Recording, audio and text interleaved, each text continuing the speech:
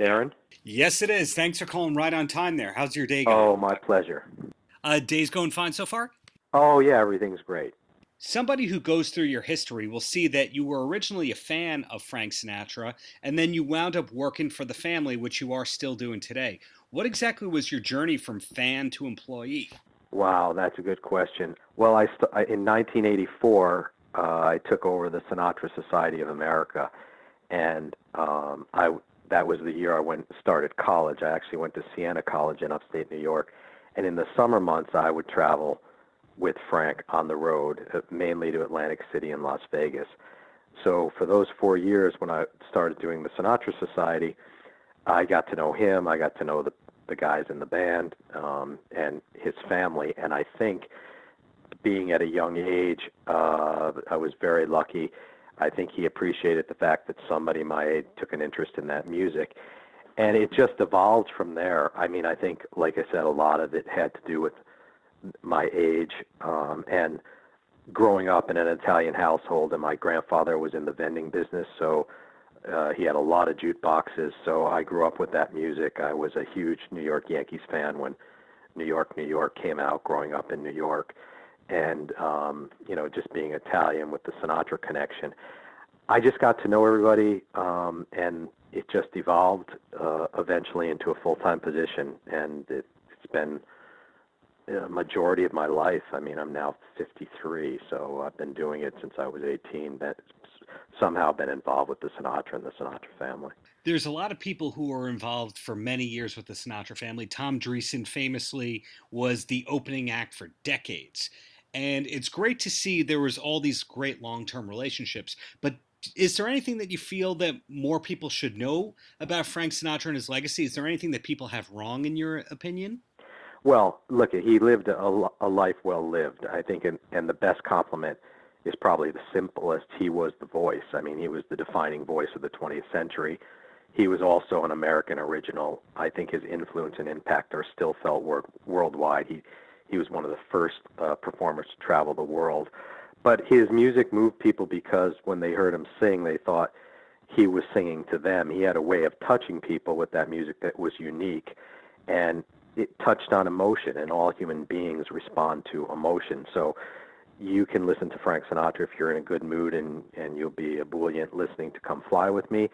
And there's also albums like Only the Lonely and The Wee Small Hours if you're involved in a breakup. I don't know what that X factor was with Frank.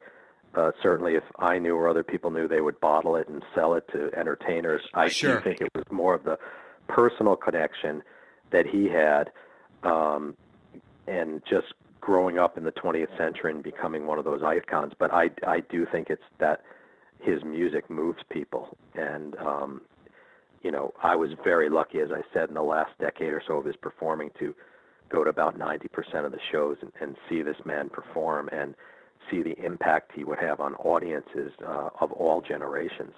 And I'm talking about, intimate nightclubs in Las Vegas, showrooms, and then also, being with him at like the Meadowlands in New Jersey with 18 or 20,000 people, or, Royal Albert Hall in London, huge arenas where these people, they just loved him generations. There's just something about Frank Sinatra that resonated with them and still does. The music today, I mean, the streaming were unbelievable that the numbers of streaming around the world, people still streaming Frank Sinatra's music, and the impact. I mean, even I guess the hottest thing in the music business now is Billie Eilish, and if you read interviews with her, she talks about Frank and how she wished she had written I'm a Fool to Want You, and she loves Frank and she loves Peggy Lee. So it's very gratifying. I think he always said he wanted his music to carry on, and I think that's the legacy. It's still resonating and touching people. As you mentioned, there were a lot of people that worked with him, and the relationships were long. He was certainly, if you were his friend, there wasn't a better friend, and anybody that knew him or knows about him, it was all about loyalty. He was very loyal to the people around him, and most of the people around him were loyal to him. And as you alluded to, few artists achieved the level of fame he did. There's him and Elvis Presley, Michael Jackson, etc. And artists of that scale, it kind of runs the gamut as to what comes out posthumously and how much unreleased material there is and what kinds of releases that we're going to get in the years to come. Are you allowed to talk about what might still be unreleased or what might eventually come out? We always work from a long-term plan. I mean, we celebrated a centennial in 2015, and we're still sell a lot of physical product, even though those things are shifting. But we always have various new releases scheduled every year. Next year we have a release coming out. Last year we did Only the Lonely, which was an iconic album, and next year we're doing Nice and Easy, which is one of his most iconic albums, which will turn 60. Just did a big interview with Alan Bergman. The Bergmans actually wrote Nice and Easy for Frank.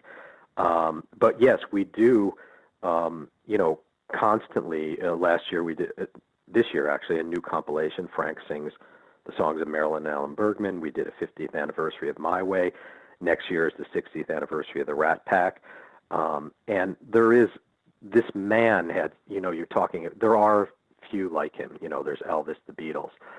But this man had such a monumental career over 60 years that there's an embarrassment of riches to draw from in the archive.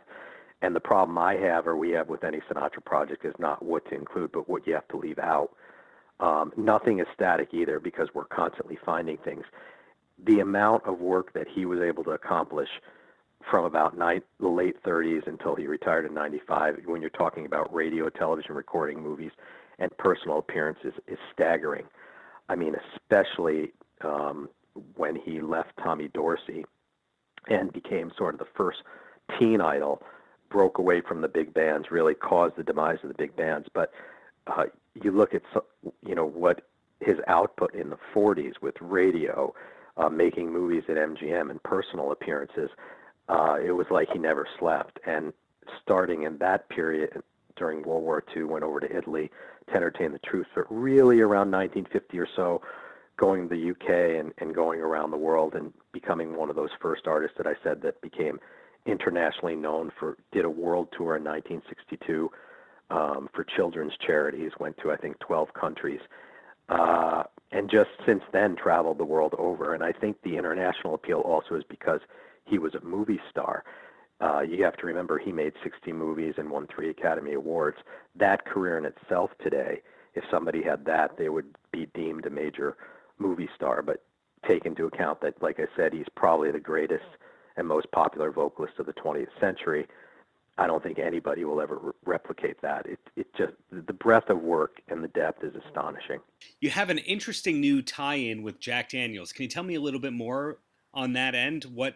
How that came about and what it is that you're doing? Sure.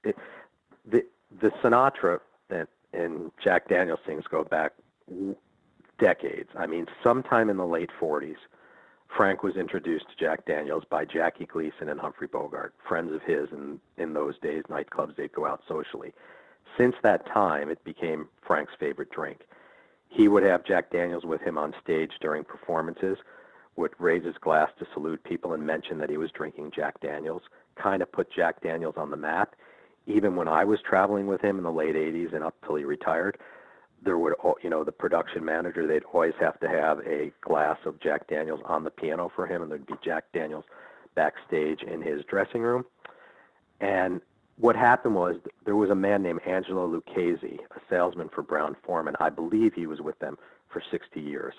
But he met Frank in the 50s, and they became close friends. And Frank would ask Angelo, the distribution for Jack Daniels in those days was not what it is today. And Frank would ask Angelo to ship Jack Daniels to various places around the world, or in this country where he was performing. And Angelo, if you got to meet him, was one of the nicest human beings in the world. Passed away, you'd have to look, but I'd say within the last decade. I knew him pretty well. He would come to a lot of Sinatra events. And even so, Jack Daniels did a special edition Angelo Lucchese bottle and for him on, I think, his 90th birthday. I think he was 93 when he passed away. But a few years, and Angelo would come to all the golf tournaments in the later years, and I got to be friends with Angelo and would sit with him. And a few years after Frank passed, we were talking about a way to honor Frank and the relationship with Jack Daniels. So we came up with the idea of Sinatra Select. with their marketing people. And it really is an authentic tribute to the Sinatra-Jack Daniels relationship over the decades. I'm sure you've seen in their press and everything, and we've got Frank saying it on stage where he would lift up the glass and say, "It's the nectar of the gods." Frank just was a huge fan of Jack Daniels. As I said, befriended Angelo.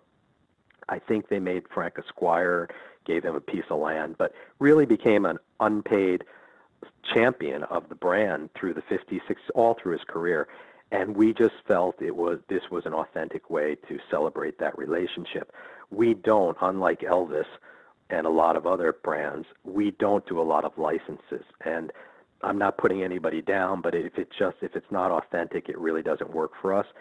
And the family likes authenticity, and this was just a natural thing, and it's very successful. We're very proud of it.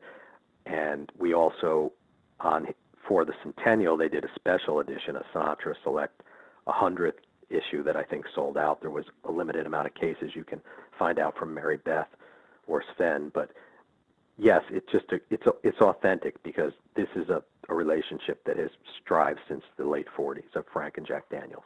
And it's not something forced, as I said. Up until his last performances, Jack Daniels was around us all the time. And you personally, besides everything we've talked about, you're an author. Besides your book on Frank Sinatra, you worked on a great book on the Copacabana. Can you tell me what you Great. personally Thank you. are working on? No, I mean, I'm not an author per se. It's just when something interests me and somebody, I got the Copa book because I'd done a book called The Sinatra Treasures. And Mickey Padell, who was Jules Padell's daughter, Jules ran the Copa, contacted me and said, "I've got a great story I want to tell. I love the Sinatra Treasures book. I love the way that flowed." And she had a lot of ephemeral that was just printed on the page there, not like the Sinatra Treasures, which we did, where there were memorabilia and glycine envelopes. But she just contacted me, and that's just something that I was interested. I wouldn't call myself an author per se. 3 or 4 books I've done on Frank and then the Copa. It's something that interests me. I was there, like I said, in the later period of Frank's career. So I think it's just something I fell into, but I'm not an author per se. But you yourself, what are you working on at the moment? Any projects that you can talk about that are exciting, or does the Sinatra family get the best of you? Oh, yeah. No, I'm exclusive to the Sinatra family. I'm one of the co-presidents now of Frank Sinatra Enterprises. As I said, the family is wonderful because they have been diligent in preserving their father's legacy. And Nancy Sinatra hosts a popular show we have a Sirius channel, Seriously Sinatra. She does a show every week called Nancy for Frank. I do a show there, produce a lot of radio specials for our channel, also a show called The Chairman's Hour, which Frank hosts himself. So I actually have isolated Frank talking, and he will introduce the songs. And I don't think there's any other artist from Sinatra's era that is still so respected and relevant to today's generation. We like to say with Frank, there's no generation gap because it seems each generation, as you mentioned with the Beatles and Elvis, they find that music and appreciate his artistry. But we had 2 songs in the movie The Joker this year. We do a lot of synchronization. His music around the world is used in movies, television, or in Miss Maisel, in The Watchmen, in commercials. But the synchronization, people still want to hear that voice. And so it opens him up to the new generation when they hear him sing Send in the Clowns or That's Life in the Joker. Or on a commercial, you'll hear his voice in a commercial. We have the Sinatra restaurants at the Wynn Hotel in Las Vegas and at the Encore in Boston, and we are opening a Sinatra bar and lounge in Nashville next year. And there was a connection. Angelo Lucchese is actually the connection there because Angelo brought Frank to Nashville in 75 or 76 to sing, I think, at the Ryman. And, Nashville is a music town, and people there respect Frank Sinatra. So it's astonishing to me that 20-odd years after his death, he is still so popular. But again, I don't think it's anything. I think we do a really good job. There's a small team of us. It's Bob Finkelstein, the family's attorney, Tina, Nancy Sinatra, and myself. But I do think it's the artistry of what he left behind, that body of work, that again, just like I said, resonates with people when they hear it. They hear that voice and they're compelled to listen to it. It's really not background music. Just this week, go out to any mall or Christmas shopping and you're going to hear Frank Sinatra. I mean, go around the world in a taxi or in a hotel and you still hear Frank Sinatra. So he's still relevant today, and that's, I think, we're all very happy about that. I think he would be very happy too.